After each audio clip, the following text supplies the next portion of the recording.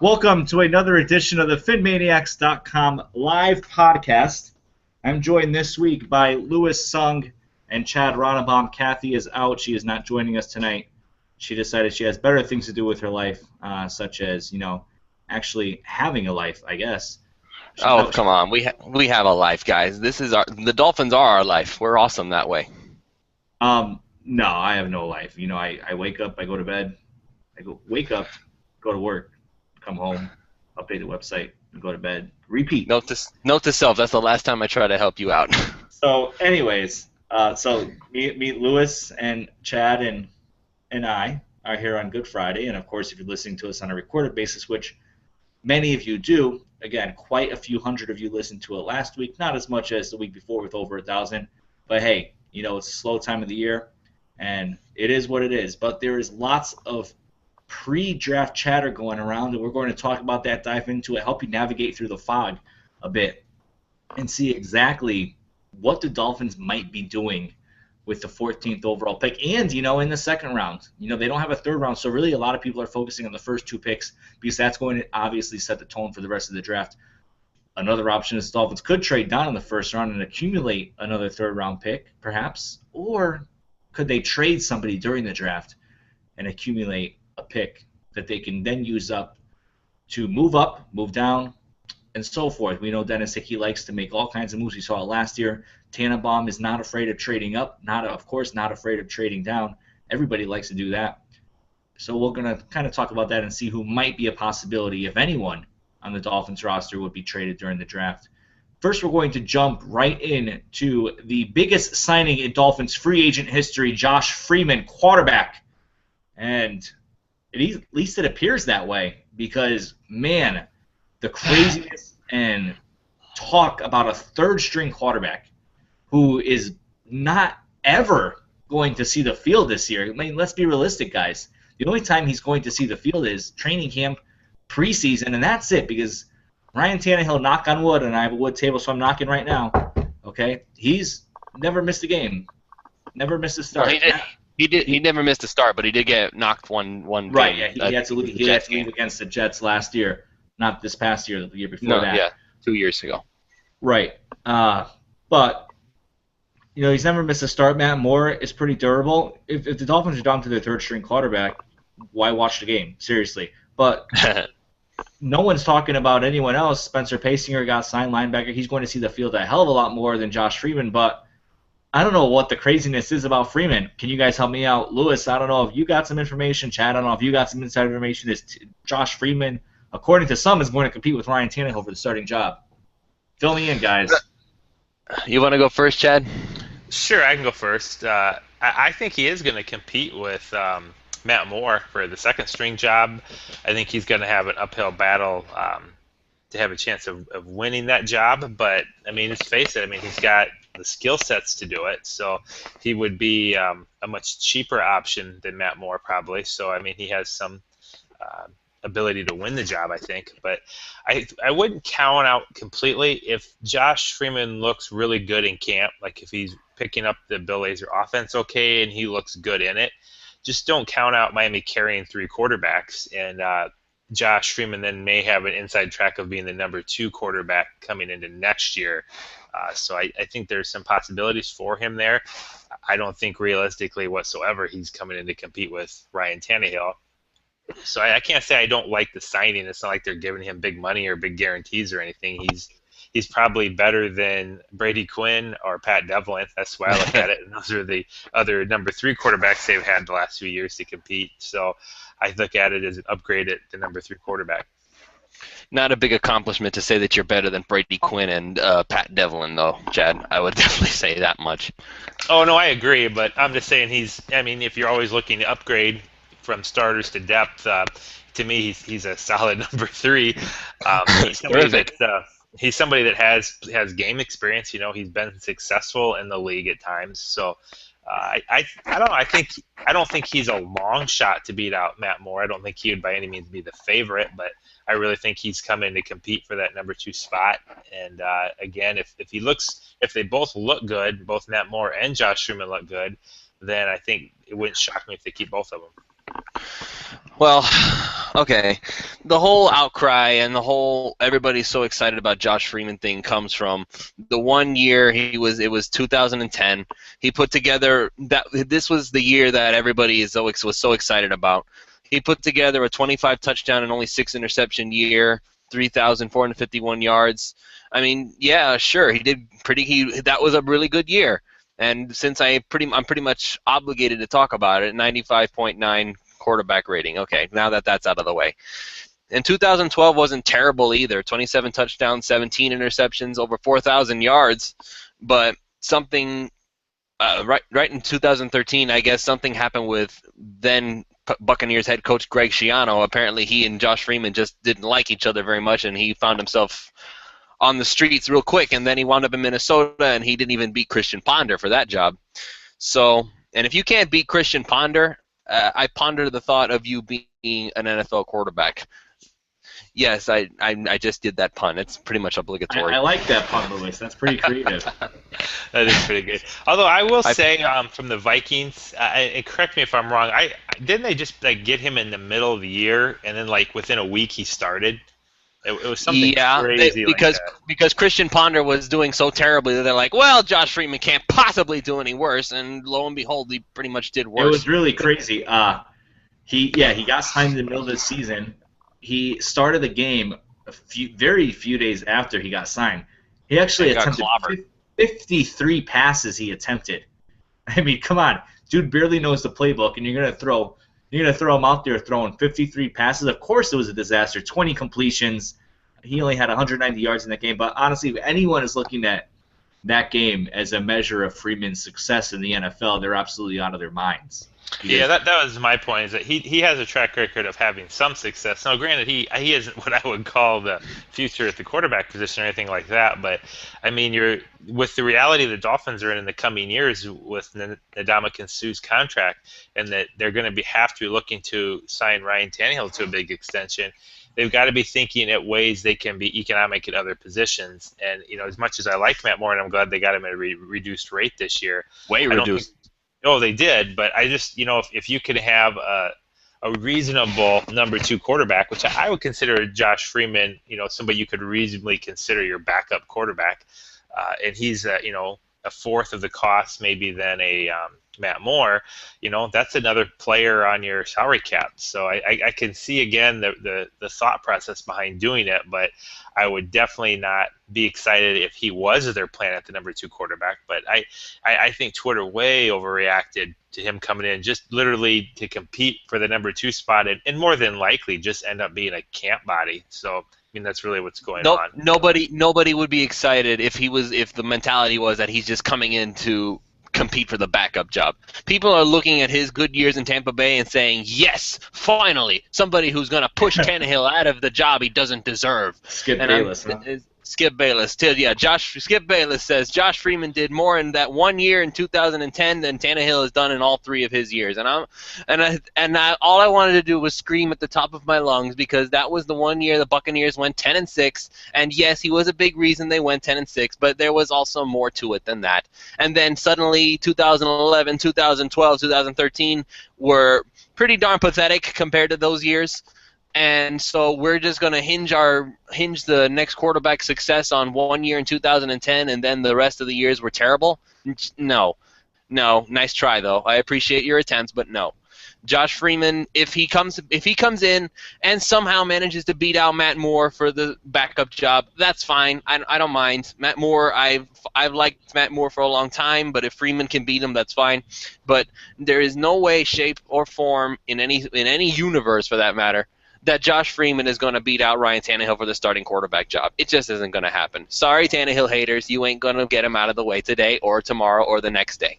Yeah, and people might be asking, listening now and listening at the recording afterwards, why are we talking so much about him? Well, because you're talking about him. Everyone's going crazy. Everybody's talking about him. A lot of people are going crazy about it. So we're here to put the rumors to rest. Josh Freeman is not competing with Ryan Tannehill for the starting job. Matt Moore is not competing with Ryan Tannehill for the starting job. Josh Freeman is a camp body. It allows the Dolphins to kind of skim over a quarterback in this year's draft, so they don't need to waste the draft pick on a quarterback, even though some might argue that you should draft a quarterback every year. But realistically, the Dolphins are giving Ryan Tannehill a long-term contract extension at the end of the season. There's no reason to start drafting guys just to compete with him for the hell of it, even though a certain beat writer likes to say that.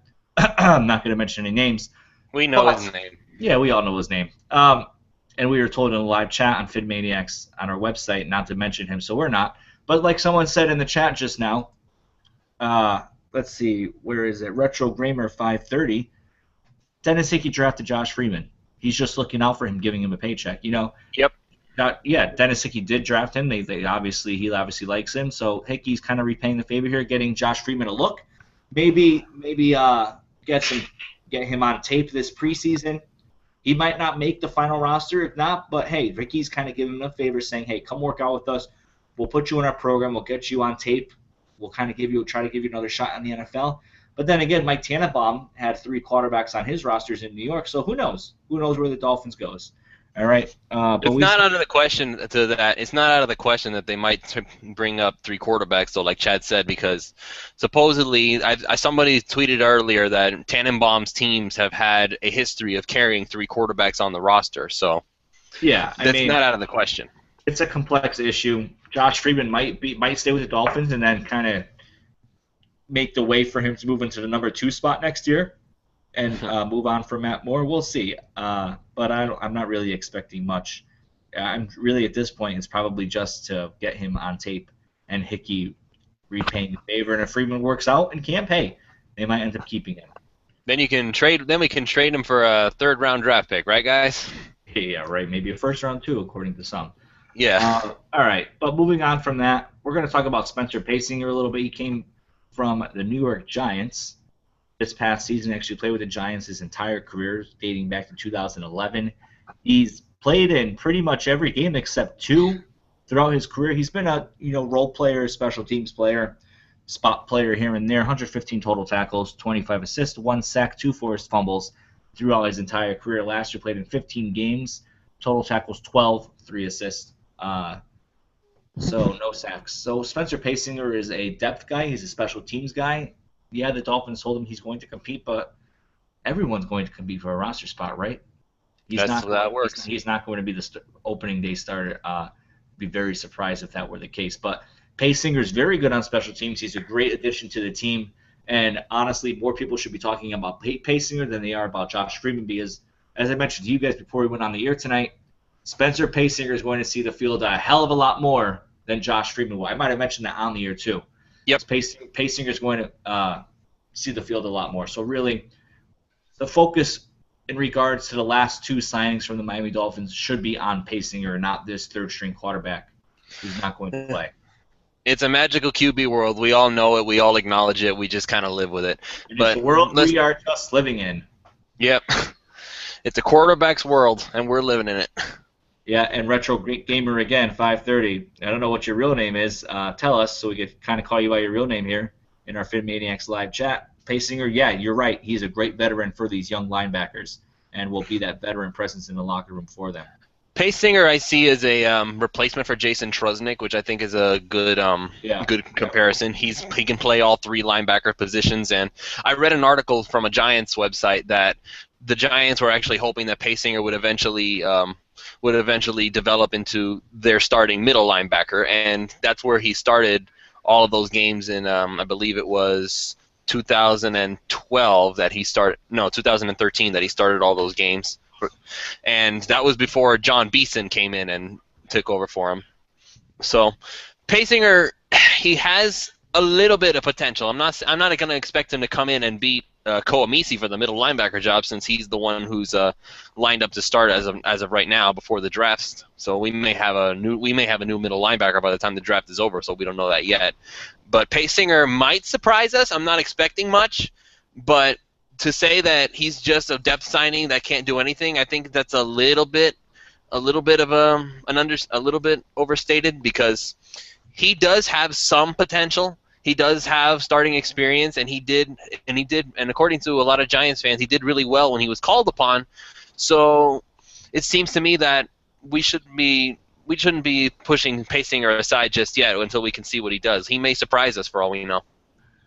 It's possible. I'm not expecting it like you said. Chad, I don't know if you have any insight on Pacing or if it's just, it is what it is. I think the most important thing is he has a reputation of being a good special teams player, and so that's something that Trusnick did excel at. I personally thought that Trusnick just does not have the mobility and the quickness to play linebacker in the NFL. I think he's always keeps himself in great shape, and he was a tough guy, and he was a great special teams performer. But I think Paysinger is probably going to bring a little bit more athleticism, and then of course he'll play special teams as well. I think he's going to be more like maybe like a Jonathan Freeney in what he does more so than Trusnick. I don't see Paysinger being a backup middle linebacker at all. I think he's more of an outside linebacker. So he's a special teams guy that people underestimate the value of that sometimes because special teams are huge. If somebody runs a kickback and that's the difference in a game, and you definitely want quality guys on the field that can keep your starters, from getting hurt on special teams play, but can also maintain a good level of performance. So I do think he'll bring that to the club. Yep, and as Sam mentioned in our live chat room right now, Jordan Tripp is going to be a possibility to start. And like I've mentioned plenty of times on Twitter and on the website, that Tripp is very much loved by the Dolphins front office, and they see a lot of potential in him. So he is absolutely going to get a chance to start. And from what I've been told, I people have told me who are at practices on a daily basis, the entire practice, that Jordan Tripp was all over the field during practices last year, all over the field, making tackles, making contact with the players, just a monster, he described him as. And many people might say, well, why didn't he get on the field? As it's been reported by many, including myself, that Kevin Coyle's defensive schemes are very complex. So it's not ideal for rookies. And Joe Philbin said that's going to be very simplified moving into the future. That's what we talked about last week. So Jordan Tripp, and everyone else, Chris McCain, will have a chance to start. But the Dolphins may go in the linebacker route in the NFL draft, which leads us into our next point, the draft process. There is tons of smoke right now regarding the Dolphins, regarding every NFL team. And it's very hard to believe what is written at this time of the year, what is said, because organizations purposely leak information. They purposely tell reporters and other media people who they're interested in, who they're doing their research on. These organizations want to make it known that they're researching these players and working them out as well. And it's just a whole game of chess the past several months and this entire month with the pre-draft visits. Some teams even bring in players that they have no interest in to create that smokescreen even more. So really it's hard to believe, and that's the approach I've been taking, and just enjoy it, enjoy the ride, see what's out there, but don't take anything with any ounce of confidence over the next several weeks, because really I doubt what you're hearing now is what's going to happen. We have plenty of options in the draft in the first few rounds and throughout the entire draft. There's a wide receiver talk going on right now. That's the biggest talk, which kind of makes me believe that they're not going to pick a wide receiver in round one. There's linebacker talk. There's offensive tackle talk. There's plenty of prospects the Dolphins are interested in. Before we get into these prospects, just want to plug the PhinManiacs draft guide. It's $5 available on PhinManiacs.com. Over 300 scouting reports. I think it's 318 to be exact. Close to 350 pages, 3 big boards, plenty of analysis, strengths, weaknesses of every player, a summary of every player, the ideal draft round each player should be drafted in, the NFL player comparison, combine stats, accolades, awards they achieved throughout their college career. $5. You cannot beat that deal anywhere else. Available immediately as soon as you buy it. There's no waiting. Again, PhinManiacs.com if you want to purchase it. We've sold dozens already in just less than a week. We encourage you to buy it and catch up on every prospect in this coming NFL draft who is likely to be selected. Moving on from that, we'll start with the wide receivers, Lewis and Chad. Plenty of talk, plenty of chatter. Who's the one that interests you most? Chad, we'll start with you.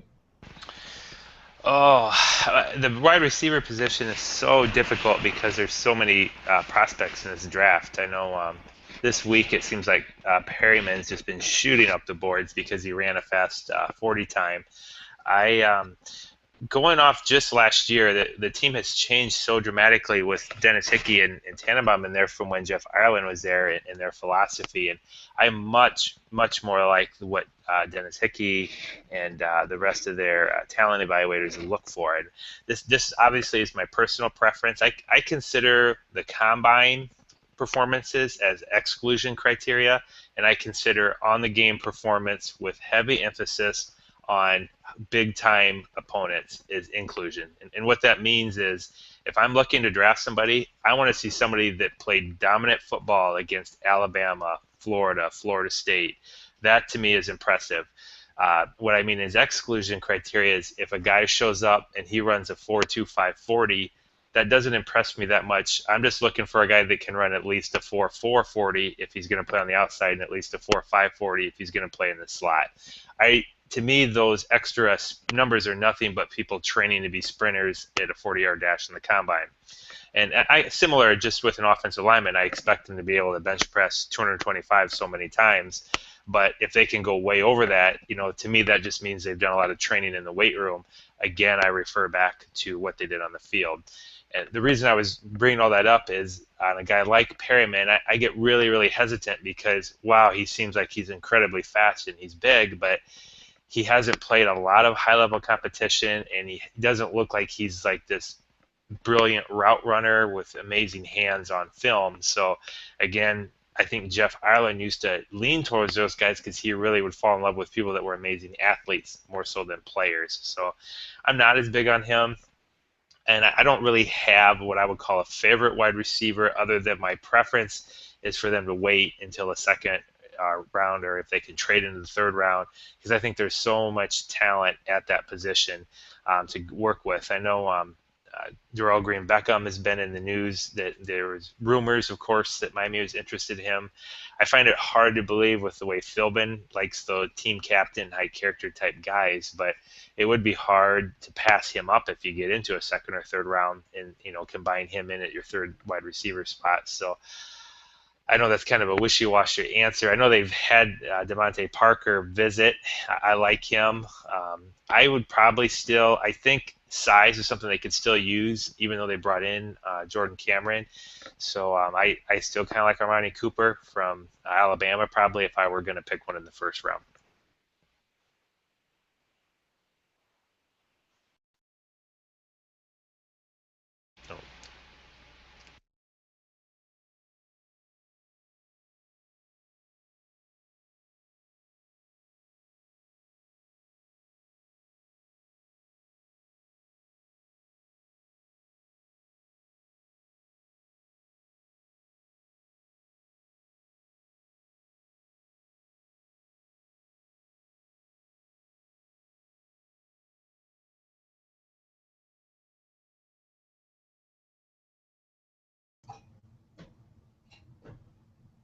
It appears we are experiencing some technical difficulties here. Chad, are you still on the line? Yeah, I'm still here. I just was. Go ahead. Yeah, it looks like we have some connection issues. Lewis, you still here? All right, Lewis appears to be knocked offline. That was the issue there. So we're back. And Chad, you're right. Rashad Perryman, I don't know why everyone's shooting him up the draft boards. Hello. Yeah, Lewis, you're late. Glad you're back though. Yeah, great. I don't know what happened. My computer decided it wanted to knock off my microphone. Hopefully there wasn't too much silence there. If so, we'll hopefully you weren't waiting too long for us. Nah.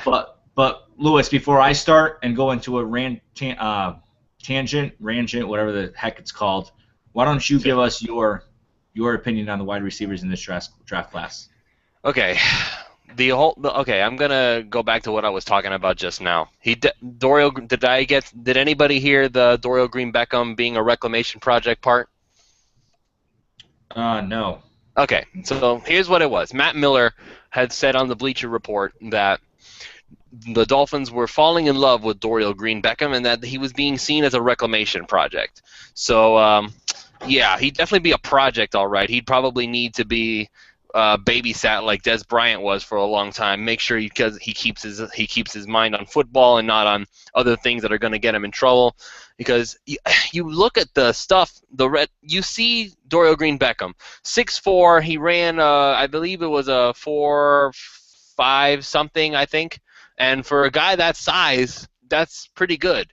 Now, but the problem here is that he comes with so many red flags. It hurts so much to see this guy with so many red flags because, in all honesty, if he didn't have these humongous problems, I honestly think he'd go like in the top 5 as far as I'm concerned. That's how much talent he has. He could very well be the next Megatron. That's what our own Jeff Hyde has said several times now. He's in love with Dorial Green Beckham. But, I mean, domestic violence, drug abuse, who knows what else is going on behind the scenes there. He's kept his nose clean now because he's living with his brother, who I believe Jeff has mentioned that he's in the military. So yeah, he's keeping him out of trouble. But what is that? He can't live with his brother forever. He's eventually gonna have to go out there on his own. And he's gonna have to have his own discipline and his own set of standards. He needs to make sure that he's going to behave himself. Otherwise, he's just going to become Josh Gordon 2.0. And you see Josh Gordon, and you see all that talent just going to waste because he decides that he wants to do his own thing. Granted, I don't think it was a good idea for him to wind up on the same team as Johnny Manziel, but not that could be helped because they picked him after Gordon. But, I mean, man, Dorial Green Beckham, the ultimate wild card in this draft. He's either going to become Calvin Johnson or he's going to become Josh Gordon. Both very talented, but only one of them is any good at the team they're on because only one of them actually gets to be instated in the NFL. As for the Brashad Perryman talk, you know what? If they want to shoot him up there on the boards, knock yourself out. I don't think we're going to pick him. I would hope that Hickey realizes that the tape is not all that terrific. If you want to hang your hat on a great 40 time, then by all means, go ahead. Let someone else draft him first. That makes more stuff for us. He has iffy hands. His route running is questionable. And I would pick Philip Dorsett over him every single time without even thinking twice. Dorsett he has also blazing speed. He's smaller than Perryman, but he has much better route running. He has much better hands. He's more balanced to go with that extra speed. The only thing that he doesn't have going for him is that the fact that he's 5'10", he's really small. So he has everything going for him except his size. I would rather pick Philip Dorsett over Brashad Perryman in a heartbeat. But if you're going to go second rounders, Nelson Aguilar, maybe Dorsett survives 47, but I don't see it happening. There's definitely options out there for wide receiver, but unless that's where I'm at, Lewis. Is like I agree. It's just I think a guy like Philip Dorsett. I mean, there is a realistic chance he'll fall into the second round just because there's so many wide receivers that are available in this draft. And there's so many good defensive players. There's a good defensive ends, and so that's going to push those guys, down a little bit. And so for Miami, I mean, their reality is they're looking at their number 3 wide receiver. Now I know historically they've run that offense a lot, the 3 wide receiver set. However, because Jordan Cameron is so athletic, I expect this year you're going to see more of Bill Lazor bringing in Sims and Jordan Cameron together, and you'll see Jordan Cameron kind of moving in motion out to a wide receiver spot, back and forth, so it makes it a hard matchup for a defense to know whether Miami is in a run formation or a pass formation, and that's something you can do really well if you have an athletic tight end. And the reason I bring that up is I don't think wide receivers is big a need as people are making it right now. I think Stills and Landry are the clear 1 and 2. I think if they are going to run some more 2 tight end set, then Rashard Matthews isn't a bad number 3 wide receiver if you're going to maybe have him on the field 30 to 50% of the time. And so my thought is, what's going on at the other positions? Is wide receiver something they need to add in the first round? Is that going to add more points to the board to bring a guy in that's your third wideout? And I don't think they're going to do that. I think they're going to go another position, and I think it makes sense because of what you're talking about. I think they'll be able to get a real solid wide receiver in the second round if that's what they want to do. Yeah, Yeah, there's definitely options. yeah, I agree. I think there's a way too much talk right now about wide receiver for the Dolphins to actually go in that position, unless you're talking about Jalen Strong. Because have you heard any connections from the Dolphins to Jalen Strong over the past several weeks, besides those some people on Twitter? I have. I mean, it's such a weird game of cat and mouse with who people are stopping in for visits and who they're not. And I mean, right now, you look at who's visited the Dolphins and who's scheduled to visit them, and what blows my mind is there's not one offensive lineman listed. And Yeah, that's you know, true. you can give me any position you want, and I can say this is why we need a starting guard more than that position. Do we need an inside linebacker, and would Hendricks be a good pick in the first round? Absolutely, he would upgrade our defense. But would I rather have Cole Messi playing middle linebacker and a stud guard? Absolutely, versus having Hendricks in their linebacker, but having Dallas Thomas at guard. And so, to me, the real mystery right now is what is going on in guard, because Miami's not taking visits for linemen. Nobody has any idea what their plans are for the offensive line, and that's, in my opinion, clearly the number one need right now. That's not necessarily mean they have to use their number one pick on it, but it's clearly the highest need position. Yeah, so going back to the wide receiver talk, I mentioned Jalen Strong because I was told by someone who knows somebody very close to the Dolphins that Jalen Strong is the number 2 wide receiver on their draft board, right behind Amari Cooper. And that's interesting because, at the time I reported it, I said it, I tweeted it out, put a story up on the website.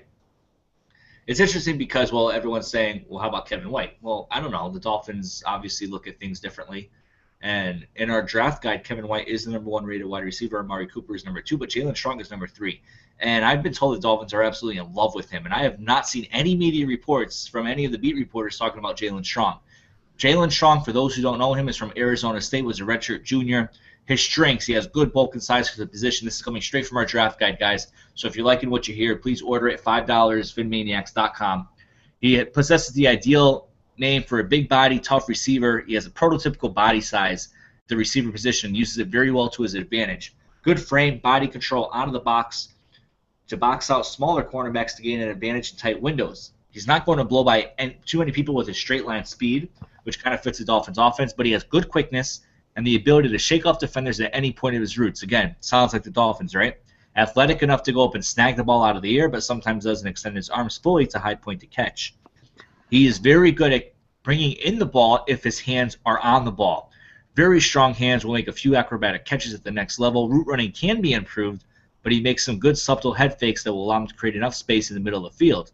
Again, Dolphins love horizontal passing routes. Jeff Hyde, our draft analyst for the PhinManiacs.com draft guide. If he was faster, Hyde would compare him to Mike Evans, but his lack of speed leads him to believe he'll be a Michael Floyd type of player, and thinks he'll go in the late first or early second round. We'll see if the Dolphins trade down or whatnot, but the Dolphins have a conviction on somebody, just like they had a conviction on Jarvis Landry, and Dolphins kind of got ripped for that pick. How's that worked out for the team?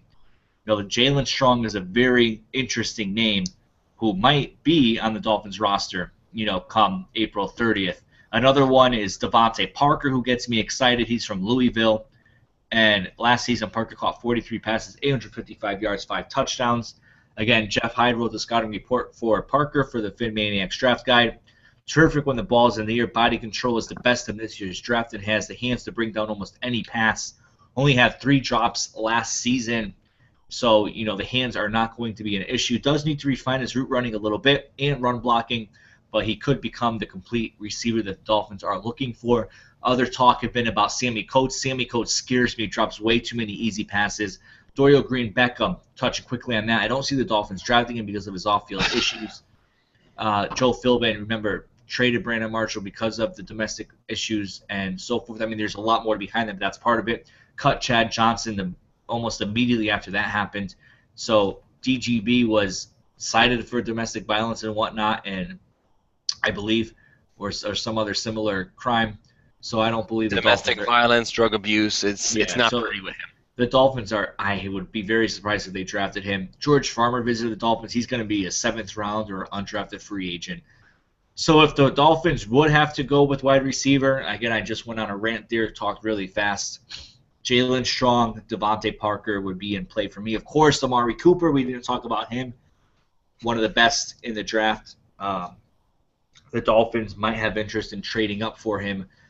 I've said it. People have reported to me that are close to the Dolphins have said it, and we've seen from other guys big in the draft world have said it as well. If Amari Cooper drops past the Raiders, all bets are off. Tannenbaum might make the move to jump up and snag him before anyone else could. I don't know, man. Wide receiver is such an enigma simply because the question is not whether there's talent in that position. The issue is that talent still going to be there when we get to the second round?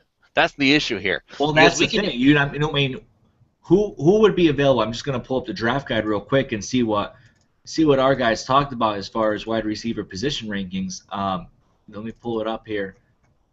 You got a few guys who might be available, but like you said, is Philip Dorsett going to be there? I'm going to say no because the way he's been shooting up draft boards, it's pretty scary. Right, and everyone's getting obsessed over this 40 speed, and you guys both talked about Rashad Perryman, and he's not all that what everyone's saying he is. I know there was a sort of a spirited debate on my timeline today about that. Looking at the second round, you got Justin Hardy from East Carolina, Philip Dorsett, Devin Smith from Ohio State, CME Coates, who I just expressed my feelings on, and Devin Funchess. Nelson Aguilar might get there. We'll see, but I don't know. The Dolphins. Who knows? We have no idea what direction they're going to win, and that's the beauty of talking about the draft or the frustration. Or it could be annoying. Yeah, exactly. That's what I was going to say. It can either be beautiful or it can be so annoying that you just kind of want to rip your hair out and say, why did they put it so late? Yeah. So, I mean, plenty of options at the wide receiver position. Let's talk about the linebacker position. The Dolphins have visited with Stephon Anthony. He is projected to go by many in the second round of the NFL draft. Stephon Anthony, of course, he is an inside linebacker, I think I just mentioned. Last season, he had 75 tackles, 10.5 of them coming for a loss, 2.5 sacks, 1 interception, 2 forced fumbles, played at Clemson for 4 years. Throughout his 4 years there, at 255 tackles, 9.5 sacks, 3 interceptions, 6 forced fumbles, 33.5 of the 255 tackles were for a loss. So Stephon Anthony might be in play in the second round. A lot of people have been talking about Eric Kendricks, and I'm in love with the guy. I don't know what your thoughts are on him. If you have any thoughts on Kendricks and what you've read about him, what you've seen about him, I could just quickly go over what we have in our draft guide. Jeff Hyde, again, wrote the report on Kendricks. Tackling machine. Tallied 481 total tackles at UCLA in 4 years. Terrific coverage linebacker. He will be able to match up against tight ends, slot wide receivers, and running backs coming out of the backfield. Doesn't have blazing speed, but makes up for it with great awareness, good first step, and great agility. Can quickly recover if he falls behind on a play. The only thing that Hyde believes will keep him from being the first linebacker taken is his size. He is undersized, short arms, but Hyde does not believe that it will stop him in the NFL. And Eric Kendricks in our draft guide was rated the #1 inside linebacker. Thoughts, Lewis and Chad, about Kendricks? Who wants to go first? You want to go first, Chad? No, I went first last time. Go ahead, Lewis. All right. Okay, here's the thing. Perryman, I'm sorry, not Perryman. I was thinking Denzel Perryman. Eric Kendricks, the thing with Eric Kendricks is this. He's probably, arguably, the best linebacker, middle linebacker in this draft. But, again, you have to think about this. Where are the needs most evident? If you go middle linebacker, you're basically putting Koamisi back on the outside, which is his natural position, after he spent all that time learning how to handle the middle linebacker spot. So that would put Misi on the outside, Jenkins on the other outside spot, and Kendricks in the middle, assuming he understands the playbook, which should not be that hard because if Coyle really is going to simplify the defense, then it should be enough to get him on the field. The middle linebacker spot is the captaincy of the defense. Everything pretty much runs from there. That's why we haven't had a really good middle linebacker ever since Zach Thomas. Yeah, you could argue Carlos Dansby was the captain, but Dansby never really did anything that wowed anybody. He was solid, but he didn't really wow anybody. Kendricks has the capability to possibly be wow-worthy. And we finally have that linebacker core that Kevin Coyle's defense needs always so desperately. Coyle's defense runs better. I've said this so many times. It runs better when there are really good linebackers on the field. Kendricks and Misi on the outside and Jenkins on the other. And we could switch in Chris McCain to blitz every once in a while. I don't know what we do with Deion Jordan then, because I guess that would make him expendable all over again, because he's certainly not going to beat out Derek Shelby at defensive end. So if we're trading Deion Jordan, then yeah, I could see us taking Kendricks, because that would put Misi back where he belongs on the outside. But there's options with that first pick, man. Linebacker would be good because it would make our defense as close to elite as it can get, at least right now, because I gotta understand why people are saying cornerback instead, because if you don't have faith in Jamar Taylor, which I do, and a lot of people that I know that I talk to do too, then you're basically saying Grimes and Taylor have got it handled. Delmas is going to be ready by the time the season starts. In fact, I think he'll be ready for OTAs. And then you have Rashad Jones, who hopefully will not get suspended for PED use. So that's a really good defense. Let's run down that list. Let's say we draft Kendricks. So you have Cameron Wake on one side, Vernon on the other on the defensive line. You would have Ndamukong Suh on the defensive tackle, and you would have either Earl Mitchell or maybe AJ Francis or Anthony Johnson beats him out. So that would be a stud defensive line. And you have backups because you have Derek Shelby and you have whoever doesn't win the starting defensive tackle job. So all of those guys are really good on the defensive line. Then you have Misi on the outside, Jenkins on the other side, and Kendricks in the middle. And Kendricks could possibly be an elite middle linebacker, so that's good.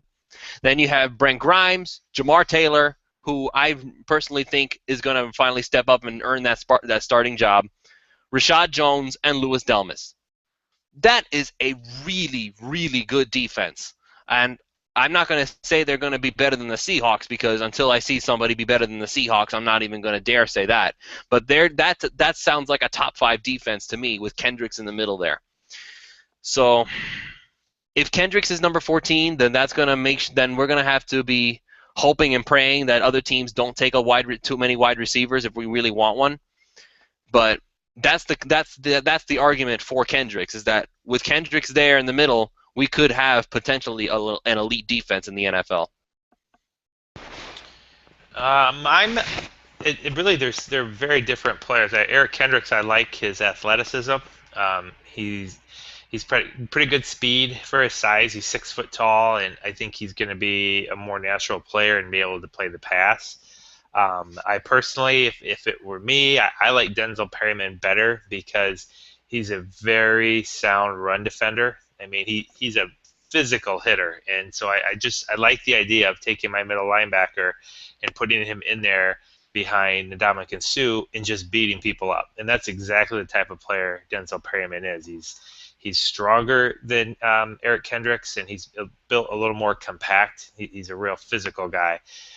You're seeing Zach Thomas, aren't you? Oh, sort of. I mean, I think Perryman's probably a little bit heavier than Zach Thomas, but and he's probably a little bit taller as well. I don't know. I want a real physical middle linebacker because the team was lacking that last year, and I know part of that is already going to be solved by putting Ndamukong Suh in the middle, because he'll be a very disruptive player from the defensive tackle position. But that's just if we could get Denzel Perryman in the second round, I'd be thrilled. I have no issues with Eric Kendricks, so he's one of those guys that he could probably play any 3 of the linebacker positions, to be honest. He's that talented. So having him in the middle with Jelani Jenkins, and probably you would have Cole Misi on the outside, that would be a solid linebacker core, in my opinion, as well. But I do feel like it's a priority need for the Dolphins, much higher than receiver. So I'm part of me is hoping that they're looking at that linebacker position, because I've just been so tired of, ever since Zach Thomas left, with them trying to fill the linebackers in free agency. I'm tired of the Philip Wheelers, even Carlos Dansby's and Kevin Burnett's, and it's just these high-priced free agents playing linebacker. and we haven't had really good linebacker play since Zach Thomas was in there in the middle anyway. Not that Danzy was bad, but he kind of had an attitude and he would show up out of shape. And I just want our franchise middle linebacker. So I'm hoping that they're going to address it either in the first or second round for sure. Well, the issue with Denzel Perryman is that he's having issues with durability. He in his pro day when all the UM kids got into their pro day, Perryman ran his 40 and wound up pulling his hamstring. So if that's enough to get him a little banged up, the only issue with Perryman has always been he's not a third down linebacker, a 3-down linebacker because he's not fast enough. But now this whole durability thing is going to hurt his draft stock too. I have no doubt. I honestly don't have any doubts that Perryman will be there when it's our turn at second round because of these issues. But do you want to take that on? Because if Jamar Taylor, as far as I know, I don't remember him having like durability issues in college. If I'm wrong about that, please tell me. I'm not sure. But we're already seeing problems with Perryman. That's what makes me nervous. I like Perryman. I would be great with having him in the second round, but you have to consider that as an option. You have to consider the whole durability factor. I think Kendricks is an overall better talent than Perryman, and I think he's more durable than Perryman. So Kendricks would make it an elite defense. Perryman might make it a really good defense. I think Kendricks is a better athlete. I don't have injury concerns with Perryman. I know he pulled his hamstring, but I look at something like have they had a severe knee injuries or severe shoulder injuries, and he had over 100 tackles, I want to say, at the U this year, so he can't be that injury prone to put up that kind of tackle numbers.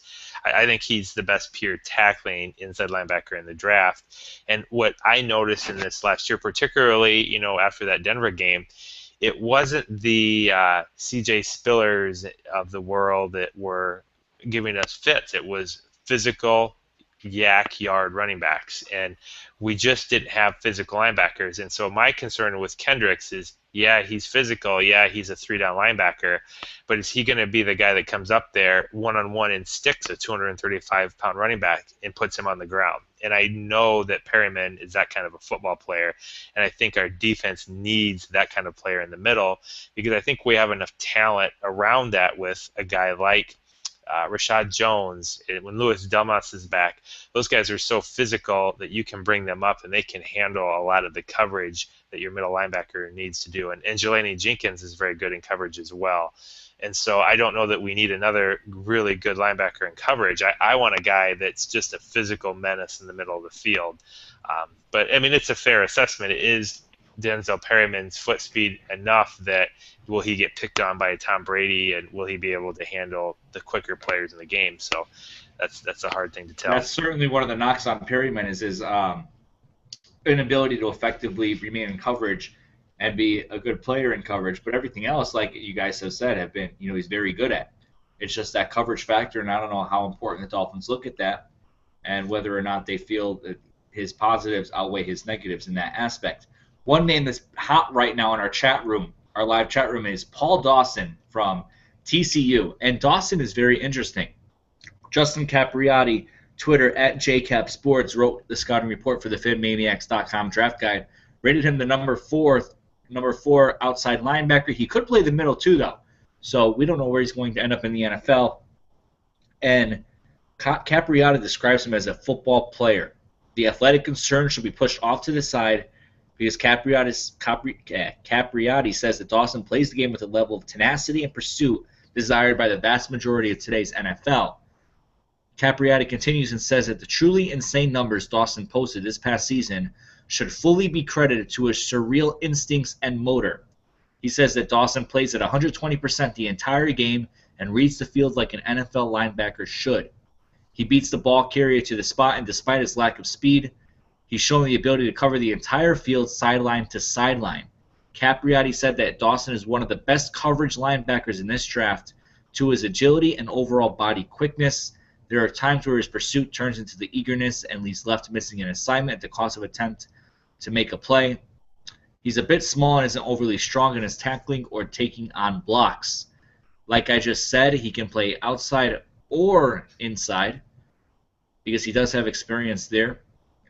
And Capriati believes that Dawson should be drafted in the middle of the first round, although many are predicting that he falls out of the first round. So the Dolphins might have a chance at him in the second round. And again, that opens up more possibilities with the first round and what direction they can go in. I don't want Dawson. No. Why? One of the first things that you said was he's an outside linebacker that can play in the middle. He's had experience both.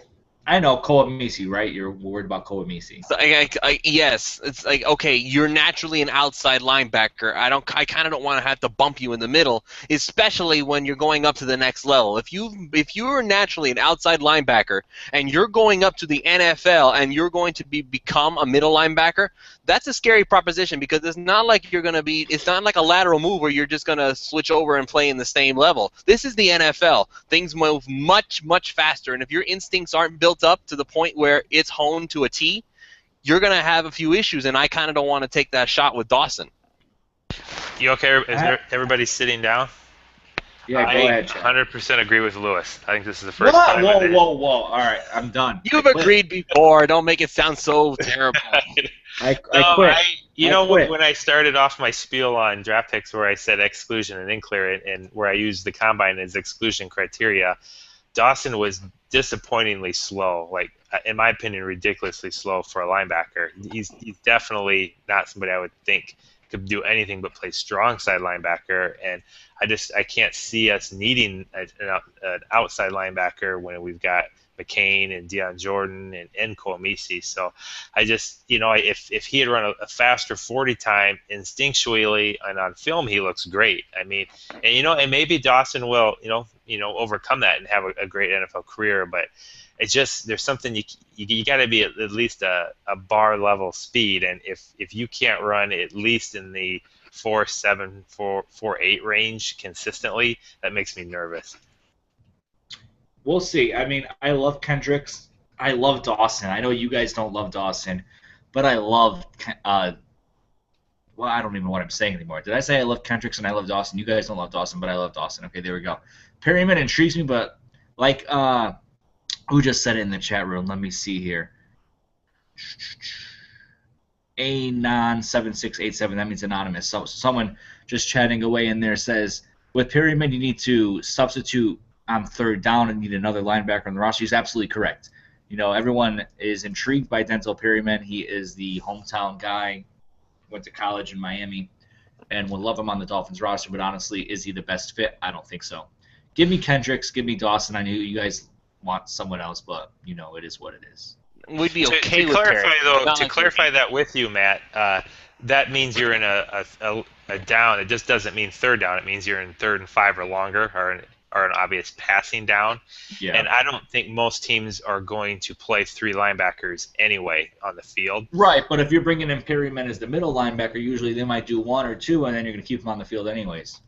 I mean, you don't have to. You would be able to keep Kendricks on the field, but my point is that I think with Jelani Jenkins and Rashad Jones and Louis Delmas and Walt Aikens, I think they have the personnel that you can play a nickel defense and be just fine. Even Deion Jordan, I don't think a cover linebacker is essential as much as a run stuffing linebacker. That's where I was going. Not that Kendricks couldn't do it all. I'd love to have him, but I mean, he's clearly somebody you have to take in the first round. Whereas I think you have a real chance of getting Perryman in the second round.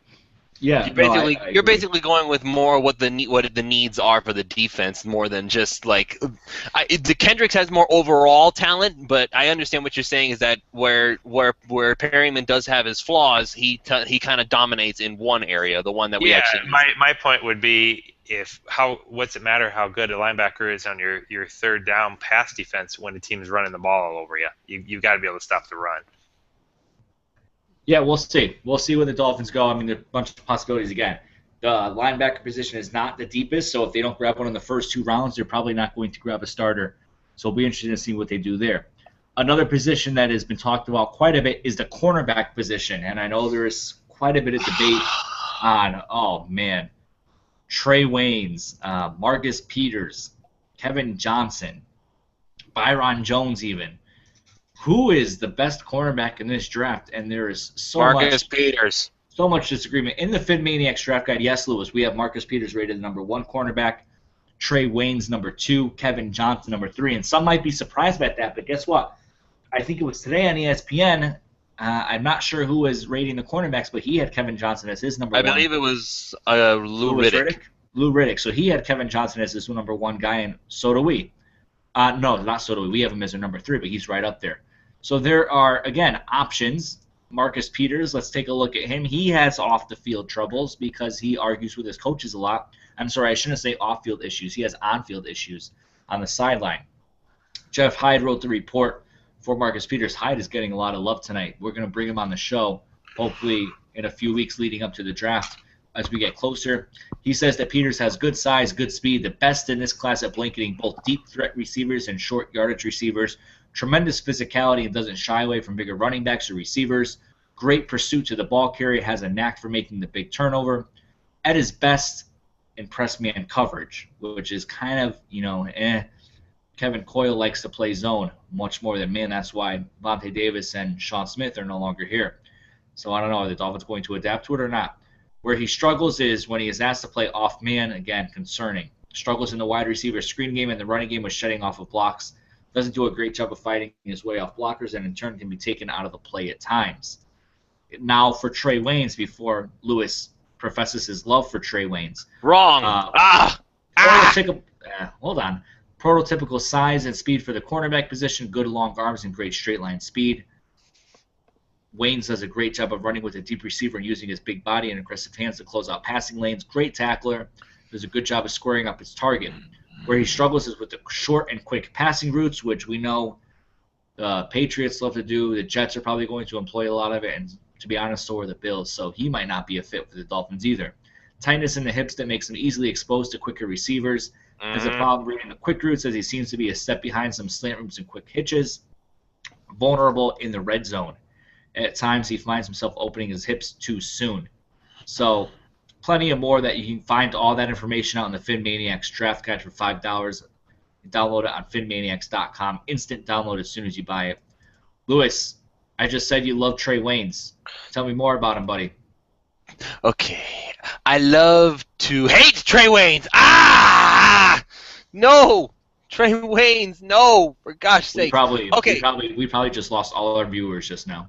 Okay, fine. We'll get some more. Because of that yell. All right. Okay, y'all love me, right? Okay, all right. Enough. Okay, seriously, though. Trey Waynes has tight hips, like Matt said. I asked Sam Madison one day, Sam, what's the most important thing that a cornerback needs to be successful in the NFL? You'll know Sam Madison, right? Arguably one of the best corners the Miami Dolphins ever had. He and Patrick Surtain was the greatest cornerback tandem we ever had. Sam Madison said the most important thing a cornerback needs is hips. Fluid and loose hips to be able to keep up with the wide receivers they're going to be covering.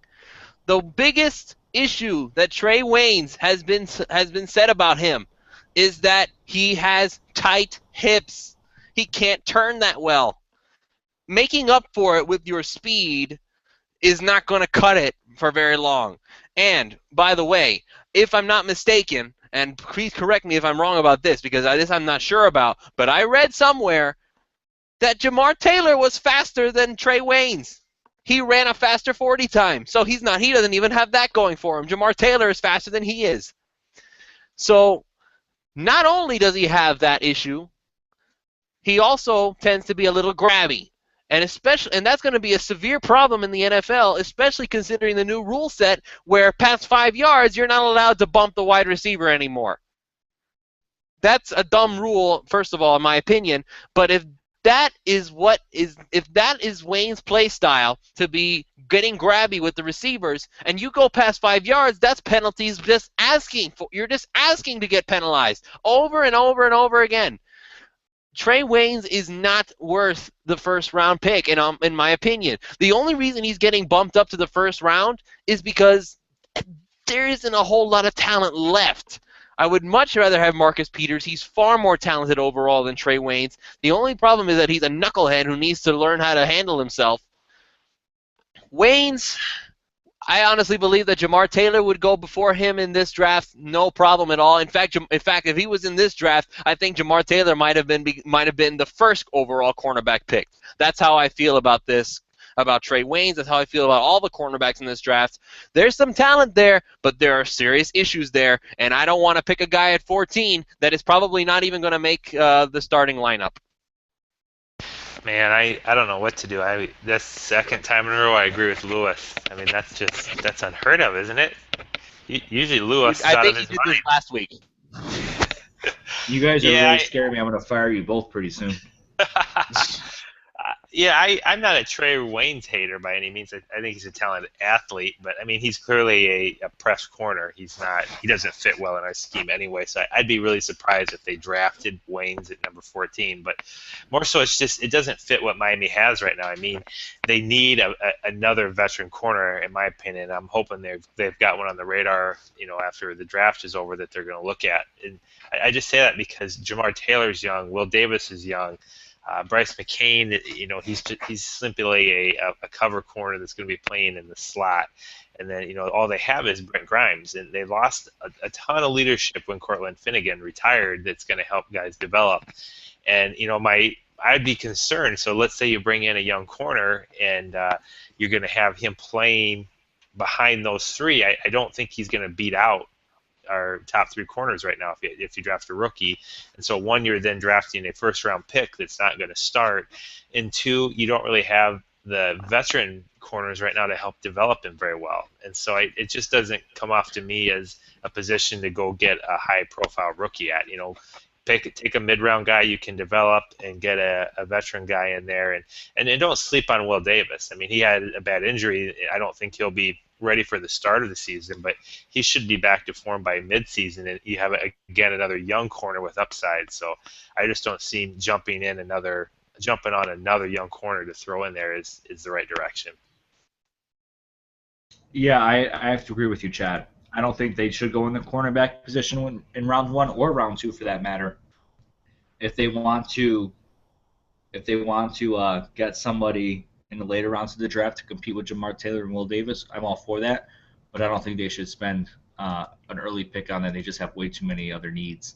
And there are way better players out there than a cornerback that early in the draft. So we talked about wide receiver. We talked about linebacker. We talked about cornerback. Anything else in play for the Dolphins in the first 2 rounds of the draft? There's a guy in the chat room with the name Gurley Man. Should we talk about this? Yeah, I guess we should. Gurley is very polarizing. Let's talk about it. Throw it out there, Lewis. Okay, here's the thing with Todd Gurley. He's a running back. And honestly, do I need more reason to say why people are hesitant to pick him? He's a running back, period. This is the problem. I believe it was last season that it was the first time in a long time, several decades in fact, that a running back had not been selected in the first round. The running back position has simply been the value has just dropped like a stone. The way things go now is that it's a running back core rather than having one guy who's going to run everything. There are a few guys like that still. There's still Adrian Peterson out there. DeMarco Murray was one. LaShawn McCoy. I can't count C.J. Spiller because Spiller was with Fred Jackson, who is the duo with him. So even the stars have a guy who comes in and spells them a lot. I believe in Green Bay, you see Eddie Lacy, and nobody's saying that he's not going to be a star in this league, and yet they still have I don't know the backup's name. James Starks. He's the backup for the Green Bay Packers, and he comes in a whole lot to spell for Lacy. So even a guy like Lacy, who everybody was saying he's going to be a stud in the league, and they're still saying that he is a stud in the league, but they still have that backup who comes in all the time. There is no more besides Peterson and maybe Murray that there's just a running back who takes over everything. This is the controversy with Gurley, is that the argument is Gurley is Peterson / Murray. He's the guy who can become the one true running back for the team. And I understand the argument, but are you willing to trust that he's gonna make that huge of a difference that you're willing to spend pick number 14? I would personally, Lewis. I know he's a special player in college, but I don't know. I even though I know that this day and age with all the medical advances, people recover mostly, but I still would question, is he going to be the same exact player when he recovers from his knee? And I'm sure he'll get recovered and he'll have a decent NFL career, but is he going to be like that exceptional with his after his knee injury? And so that starts a question mark right there. And then two is he's got to rehab the knee fully, and so you don't have him for the upcoming season.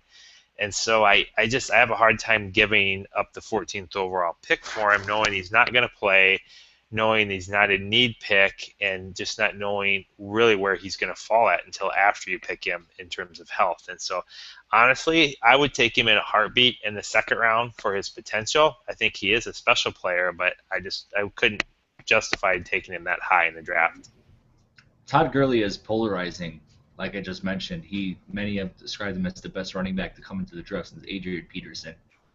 But one, he's coming off a knee injury. Two, he's not going to be ready until probably halfway through the season, if that. And three, like you guys have just mentioned, the shelf life on running backs are very low in the NFL. Is Todd Gurley going to see a second contract here in Miami? That is the big question. He may or he may not. For me, I would rather draft an inside linebacker or a wide receiver in the first round or second round that will be here for at least a decade or so. Get that second contract here in Miami and be a dominant player throughout most of his career instead of just the first 4 to 5 years of his career, as we've now seen the running backs do in the NFL. And don't sleep on Lamar Miller. He is a starter in this league. He has improved every single year. Only 13.5 carries per game on an average, and he got 1,000 yards. Yeah, I'd say that's pretty good, guys. Yeah, so I don't know why everyone's sleeping on him. Because he's not Adrian Peterson or DeMarco Murray. No, I know. But there are plenty of options later in the draft at the running back position. You got guys like Amir Abdullah, although I think he's very similar to Lamar Miller. You got Tevin Coleman, Carlos Williams, David Cobb, Matt Jones. These guys that could be taken in the fourth round that might drop that way if the Dolphins are able to recoup a third-round pick, maybe grab someone in that area, or just sign a veteran presence and a power running back after the draft and complement Lamar Miller with that and give that other guy a few touches per game. But also don't forget about Damian Williams, who made a great impact last year in his limited playing time. Yes, the new toy. Well, he's not new anymore. He's kind of he's starting to wear down. He's an old toy now. Well, is he an old toy by now? Is he already an old toy, Chad? I coined that term the new toy because he was undrafted, and so I liked that he was in there and he was getting good looks and he was being successful. So he came out of nowhere. Nobody saw him even making the team, so I called him the new toy. But I had to give a shout out there to Dennis Hickey because I think people overlook how incredible what he did was to get the players he did after the draft. It's rare you get players that make the team after the draft.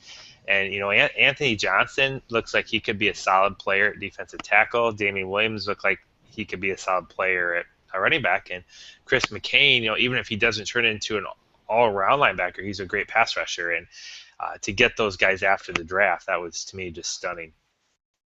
I think the way I see Damian Williams, and I think I've made this comparison on the air before, I see a guy who can play even like a Darren Sproles, guys, because we're saying how I remember somebody saying that we need a running back who can catch passes out of the backfield, and I'm thinking to myself, that's pretty much what Damian Williams did. I think Damian Williams made more catches than he did actually running the football, and he was very effective with what he did with the football once he caught it. He managed to make people miss. I call him the spin master for a little while because that's all he did. He just spun and made people miss all the time, and that was like, hey, I like this guy. He never gives up on a play. He never stops moving, and even where Sproles has more agility to make people miss, Williams makes up for it with a little extra power. I really love Damian Williams. I think he's going to be a stud in this league, and I think people are sleeping on him because we don't see when we think about Darren Sproles, we don't picture him so much as a running back as we do as kind of like a backfield wide receiver. What Sproles made his career by catching the football, not because he was a good running back. And I think Damian Williams can be that weapon that we've been wanting for such a long time. I agree. I love Damian Williams. I think he is a physical guy, and he can certainly get the job done when the Dolphins need him and when he's called upon. So we'll see what happens there. One area that I want to touch on before we finish up this draft talk for tonight is the offensive line. And in my perfect scenario, and the Dolphins are looking towards the future with this draft, they draft someone like Lael Collins in the first round. They draft someone like Brandon Scherf is probably not going to be there at 14. They would have to probably trade up for him. I'd be very surprised. Maybe AJ Can, someone who could play both inside and outside. That way, let's say they drafted Lael Collins in the first round, right? He can play both the guard and tackle position. So slot him in at left guard to start the season. If Brandon Albert's not ready, simply slide him over to the left tackle position. Throw someone in there for who's one of the backups at the other guard position to replace him. Then you can keep Juwan James at right tackle. Or, let's say they do draft Lael Collins and Brandon Albert's ready. Hopefully he doesn't get hurt, but if he did, then you got backup. But even maybe a year or two from now, Brandon Albert's not going to get another contract in Miami. He might not even see the full length of his contract. Simply slide Lael Collins over. In a perfect world, if the Dolphins are looking for the future, that would be the pick there. Lael Collins is from LSU. And Gabriel Burns, Twitter, so hot it G Burns, is an analyst for the PhinManiacs Draft Guide. Again, $5 on PhinManiacs.com. Instant download as soon as you buy. And he can play both the tackle position or the guard in the NFL. And he's a fluid athlete, Burns says, proved to be one of the most athletic offensive linemen at the Combine.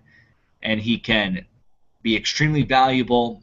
The ferocity which he plays with, tough as nails, loves blocking, outstanding finisher, finds a way to get the job done. Does have some technical flaws, as everyone does. Biggest thing being his hand usage, which will limit how effective a blocker he could develop into during his career.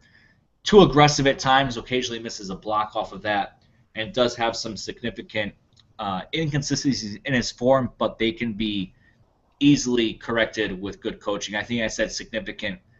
I did not mean significant inconsistencies. Those inconsistencies that he has in his form are minor, and good coaching can make a significant difference quickly. That's where I got mixed up there. Your thoughts, guys, on the offensive line? The Dolphins need a guard. Are they going to get it in the draft or not? I think they have to, unless they've got some magical plan here after the draft. I threw out. Yeah, Dallas Thomas. They don't need nothing, right? Yeah, Dallas Thomas. They want a gag. I threw out in the chat room, maybe they've got a plan in place to get Evan Mathis from the Eagles, but they don't have a choice. It's just right now the reality is we don't have a starting caliber guard on the right side of the line, and we've got a guy that is potential in Billy Turner, but he hasn't played any football, and so we have a completely inexperienced guy on one side. Well, he's played some, Chad. He's played some. He's gotten some shots because remember he got to play a little bit near the end of the year. He's not exactly a rookie, but it's hard to call him ready to go dominant guard right now. He needs to be on film more. And we have Dallas Thomas, who I don't know that he'd make. We have too much film on him.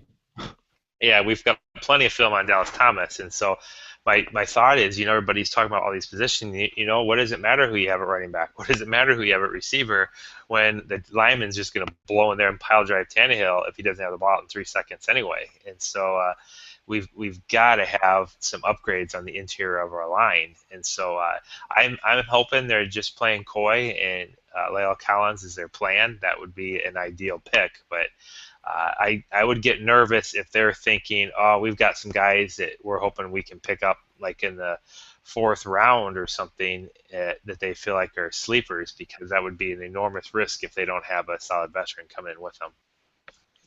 That's the way I feel about it. I'm going to say this about not Dallas Thomas. I'm going to say this about Billy Turner, guys. Billy Turner, I saw awesome things from him in training camp. He did really well in preseason when he got the chance to play. The big mountain, as he's called on Twitter, he's going to be a mountain He's a mean, nasty mauler guy who's going to be able to run block with the best of them. The only thing he needed to work on was his pass blocking technique, and I think he's going to have that handled. He's going to solidify that right guard spot. I honestly believe this because this kid did not make mistakes in what little time that he had. Every time I saw him on the field, I was like, why are we keeping him in? Why are we taking him out? Let him keep playing. I understand that he had the turf toe problem, and this is why he didn't get to play during the season because he was supposedly injured and all that stuff. That's fine. I understand. But now he's better. He's ready to go. He's going to be able to push through that right guard spot. So the only issue that is in my mind, and I understand why people are hesitant for Turner because there's no film and blah, blah, blah, but you don't flash that much and say that there's just nothing there. There's something there in Billy Turner, and he's going to do it. The only issue I have is the left guard spot, and, well, it's Dallas Thomas. I don't need to say anything else. Anybody would be better. Getting Ndamukong Suh to play both sides of the ball, I think he'd probably be better at left guard than Dallas Thomas. Dallas Thomas, Hall of Famer. No, Hall of Shamer. I don't disagree with you on Billy Turner at all. I like that they're plugging him in as a guard, and I think he'll do well. But what makes me nervous is he's all we've got. We've got our best interior lineman right now at guard has hardly ever played. He's got potential, but I'm thinking you got Dallas Thomas after him, Sam Brenner. I mean, our interior line is just going to – and think of the division we're playing in. Think of Buffalo's defensive line. Think of the Jets, the guys they've got, Sheldon Richardson. I mean, we'll get just torn apart right now on the interior line. And so we have got to have two at least. I'd like to see a young player and a veteran in there so if somebody gets hurt. I mean, our interior line is just, it's a mess, and so I'm hoping that that's going to get addressed to an extent in the draft. But ideally we would get a decent prospect, in the second or fourth round and get somebody like Evan Mathis. Then I would feel a lot better about our interior line. So we'll have to see what happens. Well, if you're going to say that, then yeah, fine, okay. Billy Turner needs to prove himself. Yeah, okay, he will. I honestly believe he will. I don't see an issue. I really don't, man. I mean, I really don't. Billy Turner, I see superstar in him. I see superstar in him. And Pouncey's going to be back at center because we got to remember, it's not like the interior was just plain bad because for the sake of being bad. There were a lot of circumstances that led to it being bad. For the first 4 weeks, Pouncey wasn't even in the lineup. It was Darren College, Samson Satelli, and I believe it was switched between Shelley Smith and Dallas Thomas. So, yeah, of course it was going to be a terrible lineup there. So, and then when Pouncey did come back, he took over at guard instead of center because Satelli had taken over the center spot. So Pouncey was playing out of position. So, of course, he's not going to be nearly as good as we expect him to be. So I'm sure he'll be back to the normal status next year. So there were a lot of circumstances to the interior of the offensive line being terrible. So it's not all just about, oh, it was bad and we need to find upgrades everywhere. No, there were circumstances to that being bad. You have to look at the whys of things. Pouncey will be back at center instead of guard, and Satelli is gone and it's going to be replaced by Billy Turner. So, yeah, we're good to go right there. The only thing that's missing is the left guard, which was honestly never solidified the whole way through. So, as long as we get anybody who's not Tommy. I just wanted to make the point we need two players, not one, because Shelley Smith is gone, and so Nate Garner has retired. There's J.D. Walton. Yeah, we have J.D. Walton, who he's a backup center for the most part, I think. But I just know I feel very uncomfortable right now with our guard situation, and I know I'm sure they're looking at what's going to be in the draft, and they're going to target some free agents. I'm getting a little nervous that if we don't get those guys in the draft, that we'll be playing some mediocre veterans, and we're going to be looking at what we've had the last 2 years. Tannehill just not having time in the pocket, and that it's vital. Absolutely, it's vital, especially for this kind of an offense. I mean, you look at I always make comparisons to other teams, and I see people getting upset. Why do you keep making comparisons to winning teams? Because they play the same style of offense. The biggest thing that makes Tom Brady successful is not even Tom Brady. The biggest thing that makes him successful is his offensive line. Remember, guys, what did it look like the first 4 weeks of the season when Brady was getting talked about in the media that he was done, that Brady had lost it, that Father Time had finally caught up with him. They completely ignored the fact that his offensive line had suddenly turned abysmal. It was terrible. I was cringing at how many times he had taken hits, and I don't even like Brady. I was feeling sorry for Brady, and I don't even like Brady. That's a really bad situation that he was dealing with an offensive line. And then suddenly, inexplicably, one guy moves over to another spot, and suddenly the offensive line is back to being the Great Wall of Foxborough that we expect it to be. And Brady is suddenly back? That's not a coincidence. Brady functions when he has an offensive line, one that keeps him protected, one that lets him scan the field for somebody that's open, and that's the biggest reason to me that Brady succeeds. Tannehill has never, ever had that opportunity. All 3 years of his career, he's been forced to make split-second decisions because if he hands onto the ball for too long, he's going to hit the ground. Brady's never had to deal with something like that. So I honestly believe that if we solidify that offensive line, we can follow the Cowboys example and make sure that we can get into the playoffs finally because Tannehill's going to have time to look for a big play. If you want the dinking and dunking to stop, give Tannehill more time to throw it and find a play that's actually going to give you more than 2 yards per pass. It really is that simple.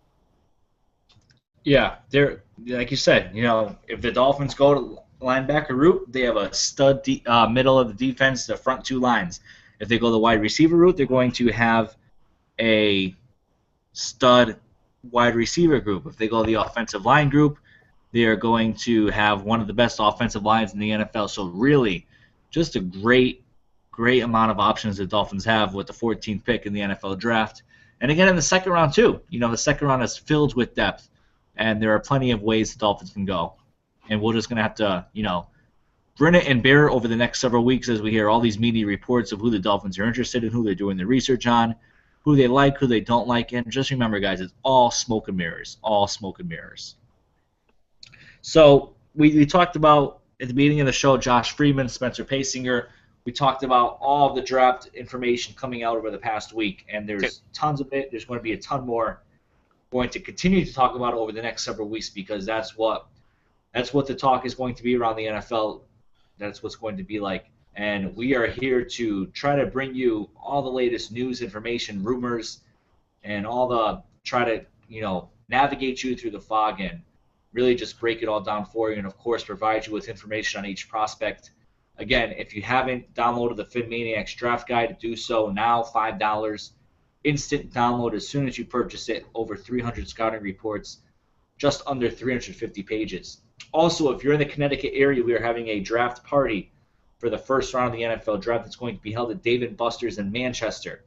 We'll have the TV on for the NFL Network and ESPN. All-you-can-eat buffet, all-you-can-drink beer, unlimited games throughout the entire night. So any games that don't give out tickets, you can play all night long while the draft party is going on.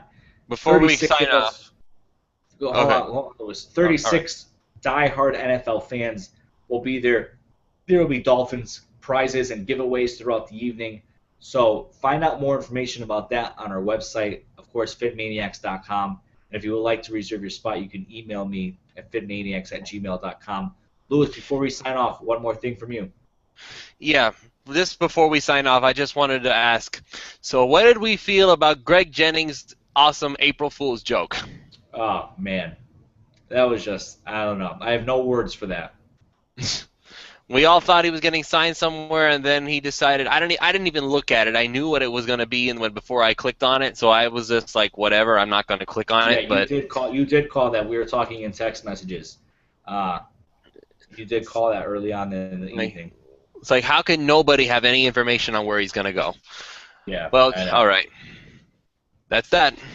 Yeah, and then just before we sign off again, someone just mentioned Evan Mathis in the chat room. I know Chad brought it up earlier, but don't rule him out either for a draft day trade. He is a possibility, or he could be released before the draft. We'll see what happens there. Thank you guys for joining us. We appreciate those who join us live. If you haven't joined us live yet, we encourage you to do so. It's a great time. We have a live chat going on. We interact with all you fans in the chat room throughout the evening, bring up questions that you guys might have. And even tonight, we had guys and girls in the chat room bringing up different topics, and we kind of went in a different direction here with the topics that we were talking about. Wasn't on our schedule to talk about Todd Gurley, but the chat room was calling for Todd Gurley, so we talked about it. It reminded me of Paul Dawson, so we talked about it. Join us for these live podcasts if you can, and help shape the show out. And for those listening on a recorded basis, like hundreds of you do every single week, we thank you for your continued support.